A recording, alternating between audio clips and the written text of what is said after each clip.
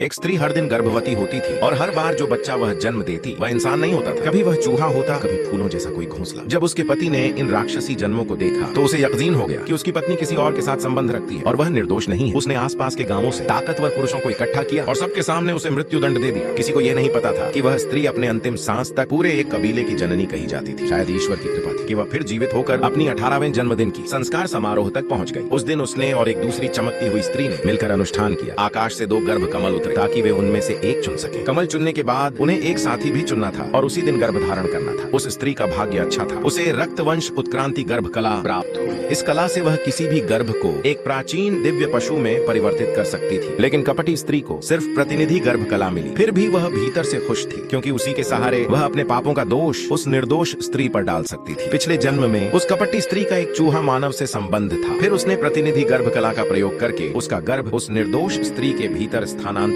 कर दिया, जिससे वह स्त्री घटिया प्राणियों को जन्म देती रही। उसका पति इसे ही उसकी बेवफाई का प्रमाण मान बैठा और अंत में उसे भयंकर अपमान में मरने दिया। अब जब उसे दूसरा जन्म मिला था, उसने ठान लिया कि वह वही गलती दोबारा नहीं करेगी। गर्भ कमल चुनने के बाद अब बारी थी पति चुनने की। इस बार उसने ड्रैगन प्रिंस को नहीं चुना और उसे स्वेच्छा से कपटी स्त्री के लिए छोड़ दिया। इसके बजाय वह सबके भय का कारण बने पशु राजा के पास चली गई। उसे लगा कि पशु राजा उसे स्वीकार करेगा, पर उसने कोई रुचि नहीं दिखाई। निराशा में स्त्री ने अपने प्राण देने की कोशिश की। उसी क्षण पशु राजा ने उसे रोक लिया। सालों में उसने इतनी दृढ़ निश्चयी स्त्री कभी नहीं देखी थी। वह सोचने लगा कि उसके इतने बच्चे हैं पर उनकी देखभाल करने वाला कोई नहीं। उसने अपना भेष बदला और स्त्री को अपने पास आने दिया। सब चकित थे कि वह खतरनाक पशु राजा वास्तव में उस स्त्री को स्वीकार कर रहा था। लेकिन जैसे ही स्त्री ने सोचा कि वह पशु राजा की पत्नी बन सकती है, उसी समय पशु राजा ने कहा कि उसे कुछ आवश्यक कार्य से कुछ दिनों के लिए जाना होगा। पशु राजा के जाते ही अचानक स्त्री के गर्भ में एक चूहे का भ्रूण बन गया। असल में कपटी स्त्री फिर से उस चूहा मानव के साथ संबंध रख रही थी और उसने एक बार फिर वह गर्भ उस स्त्री के भीतर भेज दिया। लेकिन इस बार स्त्री जरा भी नहीं घबराई क्योंकि उसके पास रक्तवंश उत्क्रांति गर्भ कला थी। चूहा मानव का गर्भकाल सिर्फ 10 दिन का था। जल्द ही प्रसव का दिन आ गया। उसी समय कपटी स्त्री